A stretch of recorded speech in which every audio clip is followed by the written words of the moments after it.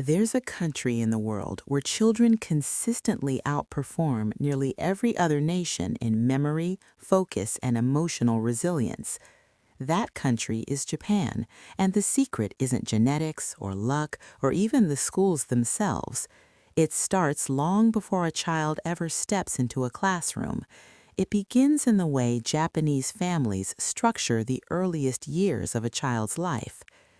Neuroscientists now confirm what Japanese culture has quietly practiced for generations. The brain of a child is not fixed, it is being built moment by every experience around it. And Japan has spent centuries designing an environment that builds it right. The first pillar is something called shuuchu ryoku, the power of sustained attention. From as young as 3, Japanese children are given tasks designed to hold their focus for longer and longer periods, not through punishment or pressure, but through beautiful, absorbing, hands-on activities. Research shows that sustained attention trained early becomes a near-permanent cognitive advantage. Children who develop this skill before age 6 are measurably better at reading, mathematics, and even social problem solving. But attention is only the beginning. The second pillar is one of the most surprising findings in modern childhood development research. It is the deliberate use of outdoor nature exposure every single day, rain or shine. Japanese preschools, known as hoikuin, often dedicate hours each day to unstructured outdoor play, not playground equipment, not screens, not organized sport, just nature and freedom. Studies from Harvard and Kyoto University both found that children with daily nature exposure develop larger hippocampal volume. The hippocampus is the brain's memory and navigation center, and bigger means sharper. This is not a small effect. Nature exposure increases memory retention by up to 40% in early learners. Now here's the moment most Western parents would find completely unexpected. In Japan, young children, often as young as 6, routinely travel to school entirely alone. This is not neglect. It is one of the most intentional developmental choices in Japanese culture. Neuroscientists call this autonomy training, and it wires the prefrontal cortex faster than almost anything else. The prefrontal cortex governs planning, impulse control, and emotional regulation, the very skills that predict lifelong success. Every time a child navigates the world independently, that part of the brain lights up and grows stronger. Western research confirms it. Children given meaningful responsibility before age 8 show measurably stronger executive function, and executive function is arguably the single strongest predictor of academic and social performance. But Japan's approach goes even deeper into the emotional architecture of the child's brain. The third pillar is called amae, a uniquely Japanese concept that has no direct translation in English. Amae describes a deeply secure emotional dependence, the feeling of being completely safe in someone's presence. Western psychology once viewed dependency in children as something to be overcome. Japan viewed it as something to be nurtured, and the neuroscience vindicates the Japanese model completely. Children who feel emotionally safe in their earliest years develop stronger amygdala regulation, meaning they respond to stress with calm, not chaos. They are harder to overwhelm, faster to recover, and more capable of deep focus. Amae is not coddling, it is the deliberate construction of emotional safety as cognitive infrastructure. Think of it this way. A child who is emotionally regulated has far more cognitive bandwidth available for learning. Now for the pattern that surprises researchers most, what Japanese parents deliberately do not do. Japanese parents are famously restrained with praise. A child who completes a task is not flooded with compliments. Instead, the child is met with calm acknowledgement and then given a slightly harder task. This practice is rooted in a philosophy called mastery orientation, where effort and process matter more than outcome. Stanford psychologist Carol Dweck spent decades studying exactly this and found that praise-heavy environments produce fragile learners. Children who grow up expecting praise become avoidant when challenges get difficult. Children raised on mastery orientation push harder when it gets hard because the effort itself feels rewarding. The difference in brain chemistry is measurable. Mastery-oriented children release more dopamine during the struggle itself. That rewires the reward circuit permanently, turning challenge into a threat, not a pleasure. There is a fourth pillar, and it may be the most underestimated tool for building childhood brain power.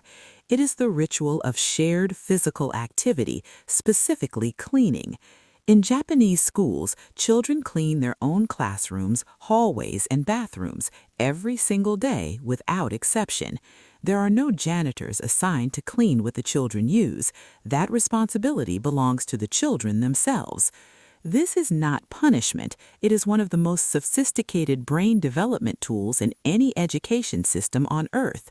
Physical routines activate the cerebellum, the brain's coordination center, which cross-wires directly into memory and learning circuits. Neuroscientists at UCLA found that children who perform regular physical routines with purpose demonstrate stronger working memory and spatial reasoning. But there is something even more powerful embedded in the cleaning ritual. It is collective, and collective physical effort triggers oxytocin release across the entire group. Oxytocin is the bonding hormone, and when it floods a child's brain repeatedly in a cooperative setting, it permanently strengthens social intelligence. Social intelligence, the ability to read and respond to others, is one of the most powerful cognitive assets a human being can possess, and Japan builds it systematically, beginning in the first years of life. Now we arrive at one of the most quietly radical ideas in Japanese childhood philosophy. Japanese educators believe that boredom is not a problem to be solved, it is a developmental gift.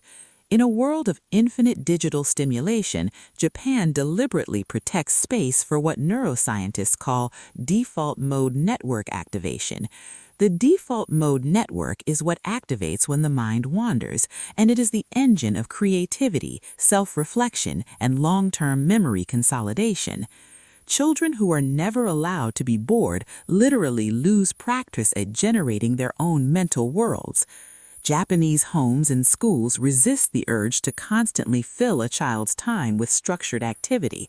That empty space is not emptiness, it is where the child's brain learns to create.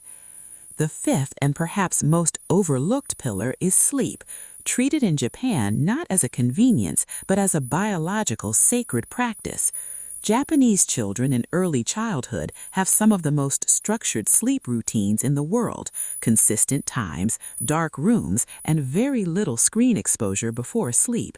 During deep sleep, the brain performs something neuroscientists call synaptic pruning. It eliminates weak connections and strengthens the ones used most, essentially sculpting a sharper, faster brain overnight.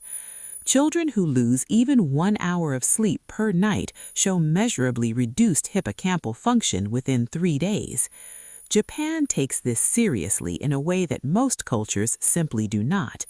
But here is where the story becomes truly remarkable and where Japan diverges most sharply from the rest of the world. Japan does not begin formal academic instruction until age 6, later than many countries. While other nations drill reading and math into 4-year-olds, Japan focuses those early years on something else entirely: empathy, cooperation, curiosity, emotional vocabulary, self-regulation. Japan calls this foundation Ninken Kaisi, the formation of human character. The philosophy is simple: build the human first, and the student will follow. And the results speak across generations. Japan ranks consistently among the top 5 nations globally in childhood literacy, math, and science. Not because Japanese children study harder, but because their brains were built better. And here is perhaps the most important truth hidden inside all of this. None of these practices require money, none require special technology, none require elite schools. They require only one thing: intention. The intention to design a child's world, not just fill it. To give children boredom and nature and responsibility, not just comfort and stimulation. To let them struggle and to trust that the struggle itself is the lesson. Japan's children are not exceptional because of where they were born. They are exceptional because of how they were raised. And the neuroscience is unambiguous. The window for building this foundation is early, and it does not stay open forever. The years between 0 and 8 are not a waiting room before real learning begins. They are the most important years of cognitive construction a human being will ever experience. Every walk in the forest, every moment of boredom, every floor swept by small hands, every quiet nod instead of a loud compliment, every independent journey to school, they are not small moments. They are the building blocks of a brain that will carry this child for a lifetime. Japan figured this out centuries before the neuroscience caught up. Now the science has arrived, and it confirms what quiet wisdom always knew. The strongest brains are not built in classrooms. They are built in the spaces between, in the wild, in the quiet, in the ordinary rituals of a life lived with intention.